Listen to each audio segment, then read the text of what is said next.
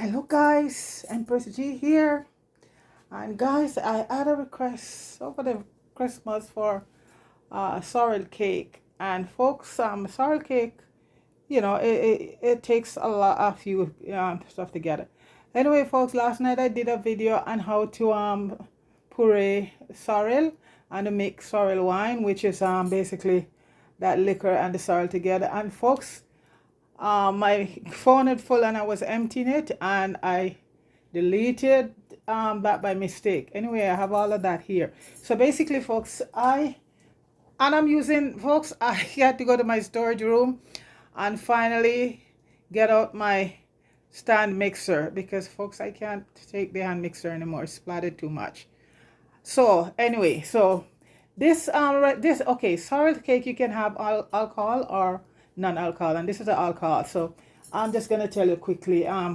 Okay, to puree it, I use I'm always using dry sorrel, even when I have access to, because the dry sorrel is more stronger, and this is the brand I use.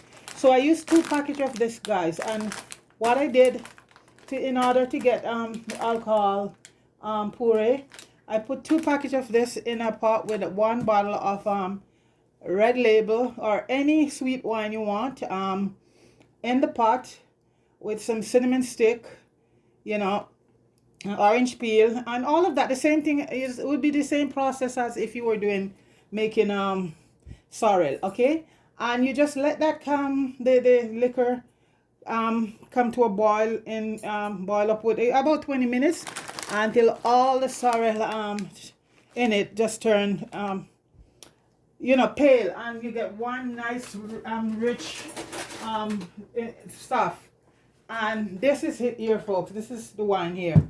So it's basically sorrel here and wine, and we had some rum, some spice rum to it also. The person, so if we are doing just sorrel cake, folks, is your basic sorrel that you make at home, and the same, almost the same procedure without the liquor. You do your sorrel overnight and you use the sorrel to make your thing. So this is the puree here, and this puree, folks, this is blend up with mixed spice, currant, raisin, cranberry, prune, and all your favorite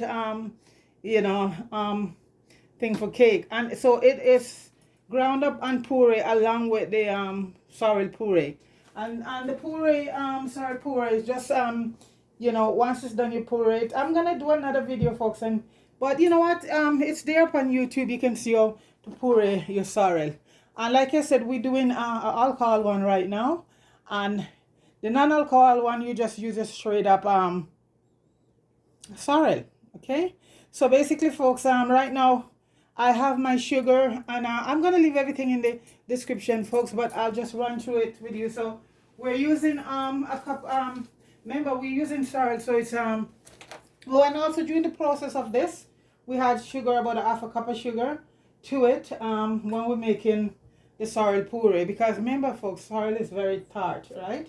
So that's it. So we're using 3 eggs, and we use 2 cups of flour.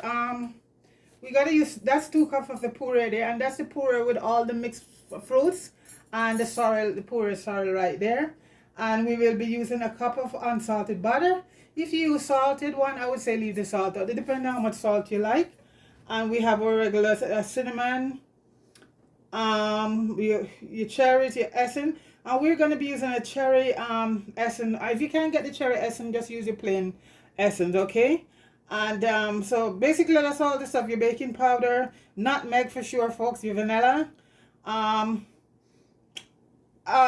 of this is going to be in the description. And folks, we use some browning. It's optional for the browning, but the browning give it a nice consistency. And what I'm also going to add, folks, 2 tablespoons of jam.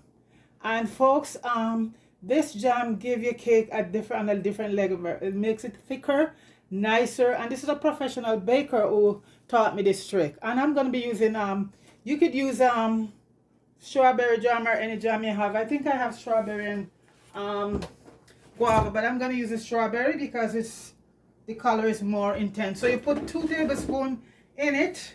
And folks, This is a professional Jamaican baker taught me this part about the jam in it and the browning. And folks, I did it like that and it was awesome. It comes out awesome. So I'll leave all of that in the description, and you know, you could try it. So folks, right now I'm so glad I think I lost about 10 pounds, guys, going into my storage to get to my my standing mixer. So I have the sugar and the butter in there right now. And folks, butter at room temperature, eggs at room temperature. What else should I tell you? So I'm gonna just go along. Right now I'm just gonna quickly cream in the butter and the sugar right now, folks. And I'm so happy. Gonna make a little bit of noise. So folks, what I'm gonna do, I'm gonna cream that and come back, because I don't like you listen to all this noise. So the back ones that is cream.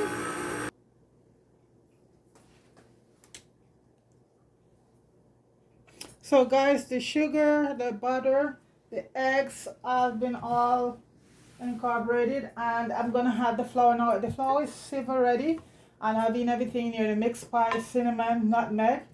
So I'm just gonna add it in slowly inside. You know, you're not gonna put everything at the same time, just slowly put it in. And folks, when you use your hand mixer, always stop it once in a while and scrape down everything around it. Otherwise something is gonna be mixed and others is gonna be. So once in a while, just stop and scrape, give it a good scrape down all around. Okay, so I'm just gonna do this while you're there right now. Yeah. Oh folks, you know what, I have the cover for this, so it's good to keep the cover on. Okay, so I'll put it down where, yeah, basically, because otherwise it will just leave it open there. So you just keep adding your flour.